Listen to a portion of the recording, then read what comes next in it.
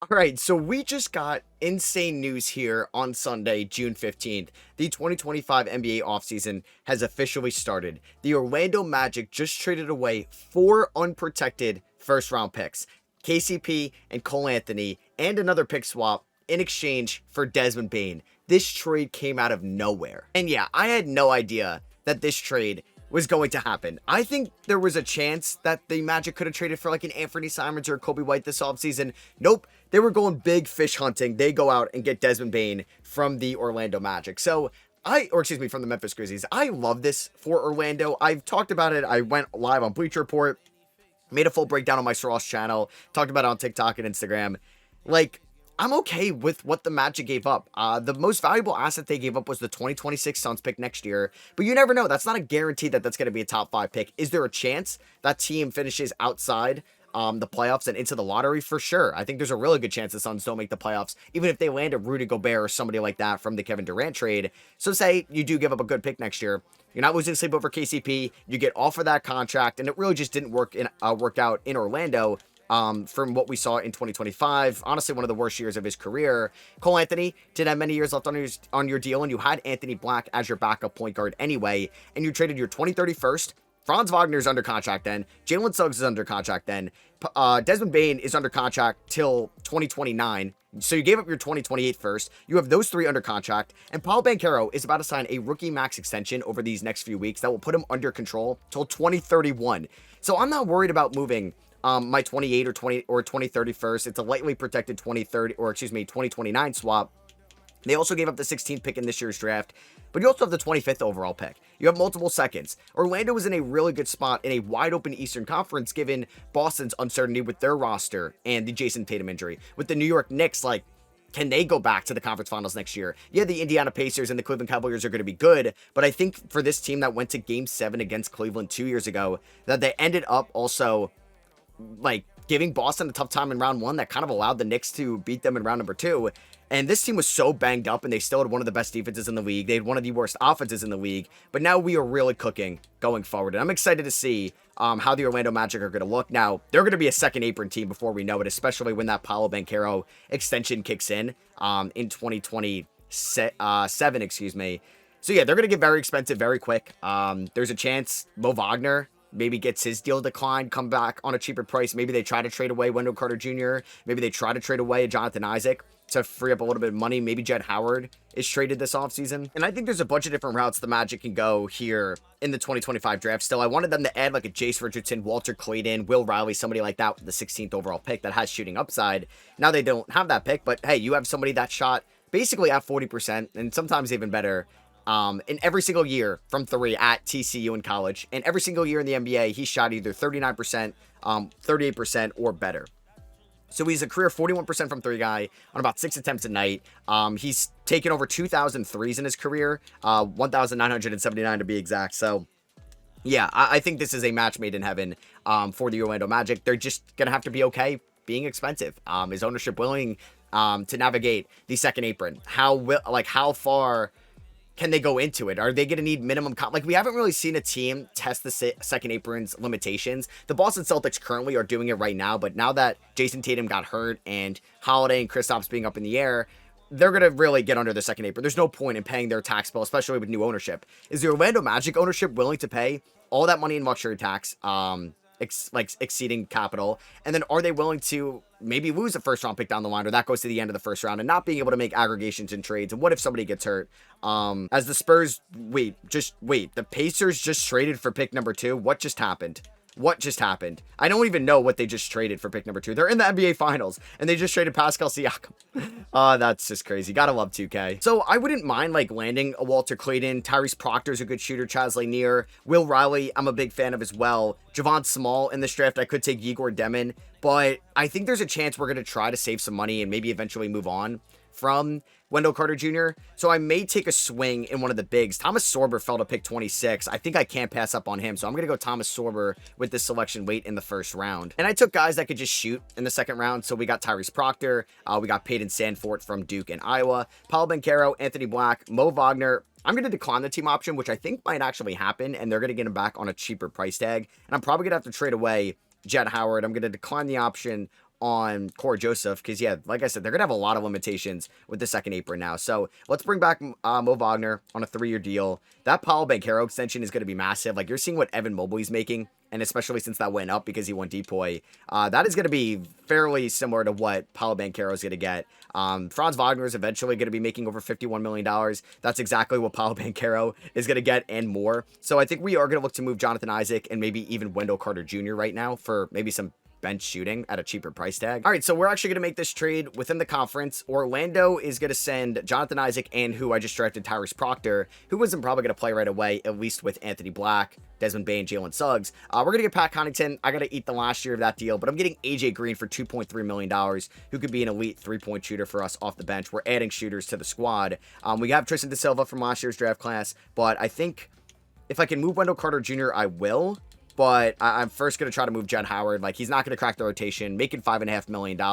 I didn't like the pick when it happened. I thought they should have taken Grady Dick. Or at the time, Derek Lively was still on the board. Yep, but they opted not to do that. So I don't think any team is giving up a first-round pick for Jett Howard. So I'm going to get 4 second-round picks from a division rival, you could say, in the Charlotte Hornets. So we are going to free up some money there. Now, lastly, I just want to see if I can move Wendell Carter Jr. for a good deal. And I think a perfect team would be the LA Lakers, who we know want a center and just a little bit more rim protection. Now, Wendell Carter Jr. could space the floor. He's done it at least in 2 years of his career fairly recently, but he was pretty bad in 25. I wonder if I can get a first-round pick from the Lakers. Like, I don't need Hashimura.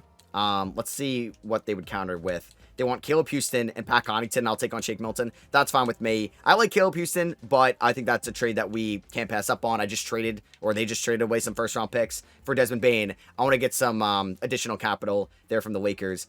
And Corey Kispert is what? Did they release Corey Kispert? I mean, that's a no-brainer as well. What? Let's see if we can add Corey Kispert on a 3-year deal. I would love that. Don't take my offer. Bang, there we go. What is Washington doing? All right, so here we are. Player progression. Powell's an 91. Franz is an 89. Bane's an 86. Suggs 85. Anthony Black's an 82. Yeah, we have Shake Milton. Like, I'm going to have to release some guys before the season starts. I wouldn't be surprised if Gary Harris gets moved as well. I really thought they were going to get like a Kobe White or an Anthony Simons. And man, they got Desmond Bane. Now, people are going to look and say they gave up a lot. And I'll give more Grizzly thoughts in tomorrow's rebuild, where I'm going to be doing a post, I guess, Desmond Bane Grizzlies rebuild. I wonder, like, it's not going to happen, but what if they just gave the Suns their first-round pick back in 26 for Kevin Durant? I mean, it's not going to happen. All right, so I would re-sign Powell. I mean, he's restricted anyway. We don't have to worry about that. Like, yeah, Anthony Black, does this kind of stump his development a little bit as a starter? Like, there's no path for him to start anymore, just because you have Desmond Bane and Suggs. And I like the idea of Bane that I never really thought of in Orlando. It's just because Bane can be a combo guard for you. He's somebody that can play the 1 and play the 2.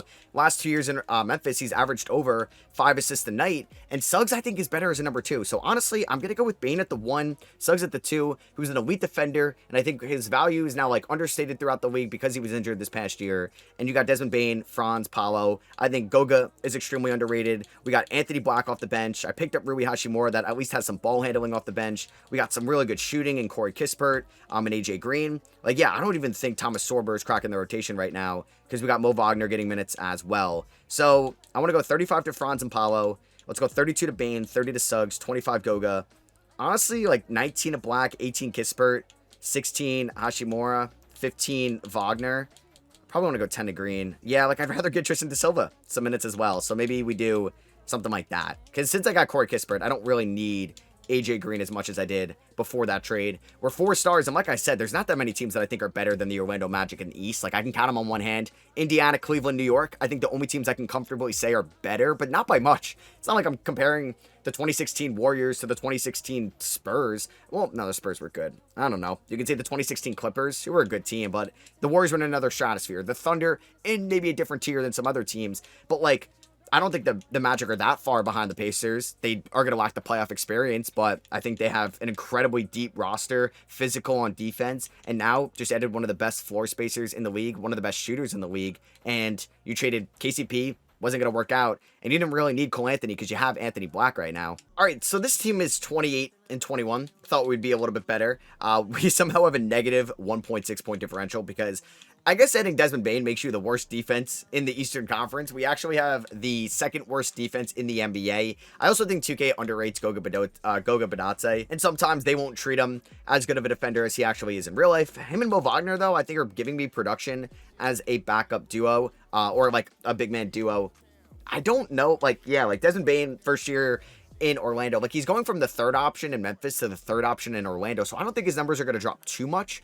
I wouldn't, like, I honestly could see him averaging 18 points, 17 and a half points, still elite efficiency, but I think he can average in the sixes. He can average like maybe 6.5 assists a night. And I wonder if his defense will look better now that he's playing in a better defensive system. But I mean, Memphis isn't the worst defense in the NBA. Anthony Black, struggling, 43% from the field, 29% from three. There's Rui, who I could definitely try to maybe think about moving in a deal if I wanted a better defender off the bench, if I think our shooting is fine. All right, 2K is going to get me. I'm going to get sucked into this deal. Rui Hachimura and AJ Green for Isaiah Hartenstein. I can pick up the team option next year. I could decline it, but I think I'm assembling now an even better defense. We are going to have a lot of big men on this roster because, yeah, Hartenstein is probably going to start for us. So do I really need Mo Wagner? Do I need Goga? I really like Goga, so I don't want to move him. And Mo Wagner is the brother of Franz Wagner, so how would that go in the locker room? I think what I'm definitely going to do is start Hartenstein. Goga's going to get like 17 minutes a night with Wagner. Hartenstein can get 27 a night. I think Black's going to get a little bit less, about 15. And I want to go 21 to Kispert and about 11 there to De Silva. I feel like I'm going to have to play Anthony Black in the playoffs, but I wonder if he's not really going to play that much. I mean, if he's going to be that negative of a shooter, I really can't play him. Paulo won't re-sign Black. I don't know how you want $24 million right now. I can't agree with that one. All right, so no surprise here. Wemby wins MVP. Well, I guess maybe a little bit of a surprise in year 3. Only averaged 21.5 points, but 12 rebounds, 4 assists, and 4.2 stocks a night. There's Cooper Flag, Rookie of the Year. Tower Hero, 6 Man of the Year. I think there's also like an interesting, like fun exercise. How many teams would have said yes for like a similar caliber player than Desmond Bane that like would have said yes? Like would the Heat have said yes for Tower Hero? Would the Celtics say yes to a Derek White trade like that? As the Spurs went 65 and 17. Trae Young, LaMelo Ball, Darius Garland. I think that is a fun exercise, and I think that's going to be a similar range if those guys do end up getting traded, what it would look like. So we don't get Paulo on any of the All-NBA teams, unfortunately. All defensive first team, nobody. All defensive second team, nobody. And we're definitely not going to have any of these rookies. The Orlando Magic ended up finishing as the 4th seed in the Eastern Conference. They were the 5th seed, I believe, when they were in the 2024 playoffs against the Cavs. We ended up being a lot better in the second half. The defense looked better. We actually finished with the 2nd best offense. How about that? And we ended up finishing with the 4th worst defense. So we did get better. And if I looked at our season stats, how was the 3-point shooting? We ended up not in the top 10, but hey, number 12, I would take that given that Orlando was like dead last in catch and shoot percentage in 2025. Paolo Banchero, 24 points, 7 rebounds, 4.4 assists, 54, 39, 75 splits. Exceptional numbers there. Franz was pretty good. 3-point shooting getting a little bit better. So back in the 30s, Desmond Bane, elite efficiency, only 3.5 assists. I thought that would be better. So I'm interested to see like how him and Suggs really work long term. I still can't believe I got Corey Kispert in the offseason. We like to keep the Southeast guys in the Southeast. So De Silva might not crack the rotation. I wonder if I should bench Wagner or Goga, but they're both like so solid. I'm gonna go 14 to each of them. Anthony Black's gonna get like 10 minutes a night. He wasn't, maybe 15. He was better in the second half. Let's go 7 to De Silva. I don't mind getting my Indiana Pacers on and running in a 10-man rotation, at least at the start of the playoffs. Let's go 34 to Bane, 32 to Suggs. I'd like to go 38 to Franz, 39 to Banchero. Let's do that. We're taking on the Raptors in round number 1. Definitely a series we can win. Quickly, Dick, Barrett, Barnes, Pirtle, Ingram, Trey Mann, Jacoby Walter, Jamal Shed, Taylor Hendricks is on this team. We do win game 1 by 1. Wow, we scored 41 points in the 4th quarter to win this. Game number 2 goes to the Toronto Raptors, 129-119. Paulo with 27, Suggs with 22, Franz with 22. Game 3 does go to the Raptors, 128-119. 29 for Franz, 23 for Suggs, 19 for Bane. Game number 4 goes to the Orlando Magic. There we go, 122-103. 56 combined between Bane and Franz. I mean, Franz only playing 28 minutes. I don't know why. We do go down 3-2. Oh, my God. A fun overtime one here. 41 for Banchero. Bane's been good counting numbers. Like 21, 6.5, 3, sure. But 34, 31 splits, not great. Game 6. We are going to lose in 6 in round number 1. So a couple of these games could have gone either way. Like game 1, we won by 1. Game 2, lost by 10. Game 3, lost by 9. Game 4, we blew them out. Game 5, lose by 5 in overtime. Game 6, lose by 2. So I think we're close. I wonder what's like the move to add this offseason. Now we will have that big Hartenstein contract that I'm probably going to pick up. But do I need to have Hartenstein, Goga, and Mo Wagner on the team? Probably not. So I'm going to have to make a tough decision there. You have battle of number 1 overall picks. Detroit and Minnesota in the NBA Finals. Minnesota is going to win in 7, and Julius Randle is your Finals MVP, a player that may not even be back on the Minnesota Timberwolves next year. Russ opted out and went to the New York Knicks. Chris Paul, LeBron, Harden, and Russ all go to the Hall of Fame, and a lot of jersey retirements there. So let's go here to draft lottery, where we're not going to have that Suns pick anymore. That's going to go to Memphis, which could end up as a really nice pick in this year's draft. I'll make sure I don't get it. Ends up being number 2. So, yeah, trading away like Cam Boozer, AJ Debanza, Darren Peterson, at least two of those guys, that hurts a little bit for sure. The Orlando Magic will have, I believe, our first round pick. Nope, that's going to go to the Hornets at 22, which I think, okay, that's in the Suns swap, yeah, because there's like the Hornets involved, Suns are involved, the Grizzlies are now involved. Like, there's a ton of teams in that going forward. So, yeah, we do not have a first round pick for the 26th draft. I don't really know if I want to draft somebody. Like, I do have also Thomas Sorber as well. Now, I kind of regret drafting a center. I do have 34, 39, and 51. So, we could definitely get back into the first round for sure. All right, I want to see if I could trade Goga Badate, Shake Milton, and 2 second rounders to Dallas for PJ Washington, who did sign an extension over there. Another body. Not as maybe good of a defender at the peak as Jonathan Isaac, but fairly close. And the 26th overall pick. They're going to agree to that. So, I love Goga, but if I have Hartenstein, I have Sorber, I have Mo Wagner, I don't really need him right now. And the Memphis Grizzlies with number 2. End up with Elijah Arenas. Okay, so they don't take Boozer. They don't take Peterson. Interesting. And I'm a fan of our draft. We took, I think it's like Micah Murray, and I'm not sure, but don't quote me on that. 26th overall pick. And I took Alex Caravan, currently playing at UConn. Would have been a great fit to Orlando in this year's draft. But yeah, we end up getting one of the better shooters in the class. I'm going to pick up the team option on Hartenstein. I don't know if I had bird rights on him, so I'd be scared to decline it. De Silva and Sanford, I'm going to bring those guys back as well. I could think about an Anthony Black trade this offseason, but also don't know if I want to pull the trigger on that one. Gary Harris is just like a good veteran, and Paolo's going to get a massive deal any day now, so we will have to match it. It's going to be from the Brooklyn Nets. It's going to be 4 years, 165. We're going to match that, so welcome back. Right now, we're still going to roll Suggs, Black, Bane. We have plenty of wings going into next year. I have plenty of depth on this team. Like, we're really deep as it is. I could also sign like a Fred VanVleet and Aaron Wiggins.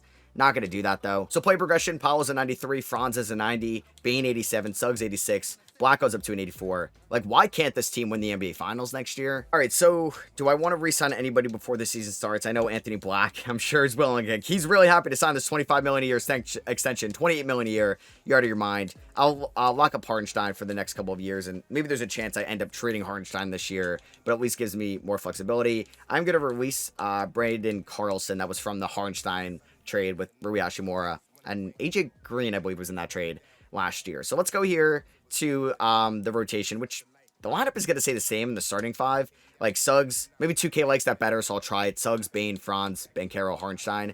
Anthony Black coming off the bench, 20 minutes a night, 20 to Kispert. We can go 15 to Mo Wagner, 15 to PJ.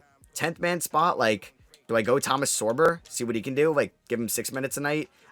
Let's go 8 minutes to Micah, my first round pick this year. Or no, I kind of want to get Tristan De Silva still some minutes. Like, I think he could be serviceable. But if I have PJ Washington, do I really need Tristan De Silva? So we'll do something like this. I mean, I'm fine with Hartenstein, give him like 25 minutes a night. Paolo 35. Let's go 31 to Bane and Suggs, 34 to Franz, 35 to Paolo for the regular season. And we can definitely adjust that. We're 4.5 star balance as well. So hopefully we can maybe run the Eastern Conference this year, be a 1 seed. We're 6-2 to start off the year. Franz Wagner, I mean, can I get a 34% from 3 season out of Franz? That would be incredible. Because he can really average 25 points a game if he could just be a little bit better of a 3-point shooter. He's so good at the rim. He can get to the free throw line, finish at the free throw line. He's a solid enough defender. He's a crafty ball handler, which is really impressive for somebody at his size. I just need Franz to shoot the ball well. He really can't shoot that much worse. I mean, I said that a year ago that he really can't shoot that much worse in 2024, in 2025, and he kind of did. So maybe we can keep going that way, but I do hope that Franz can kind of come back to like a 34% 3-point shooter. It'll be interesting to see who gets their shot back quicker, Franz or Scotty Barnes, similar players from that 2021 draft class. All right, so we're playing a lot better this year at the deadline. We are not the 1 seed I thought we were going to be. We're 41-11, 30 games above 500. But the Indiana Pacers have played 1 less game than us. They're 41-10.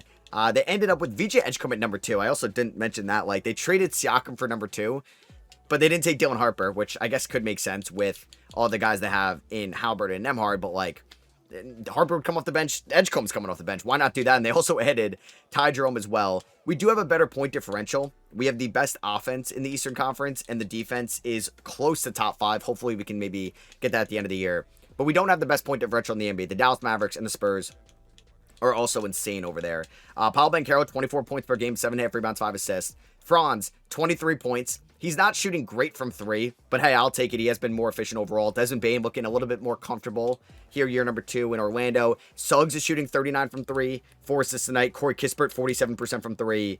Anthony Black is now becoming pretty efficient before he's a free agent. Mo Wagner, there's PJ Washington, Isaiah Hartenstein, not known for their offense, but I think we have a good blend of offense and defense. I could think about trading Anthony Black right now if I'm not going to re-sign him. So it could be a sign and trade in the offseason if we don't win it all this year. But hopefully we don't have to get there and I can win the 2027 finals with the Orlando Magic. I mean, we're 32 games above 500. All right, so Victor Wembanyama wins MVP, AJ Debinson Rookie of the Year, Jaden Ivey 6th Man of the Year in Chicago. Wemby Depoy, Maxime right now is your most improved. Luka Doncic Clutch Player of the Year. We get Coach of the Year, 68 and 14, Jamal Mosley.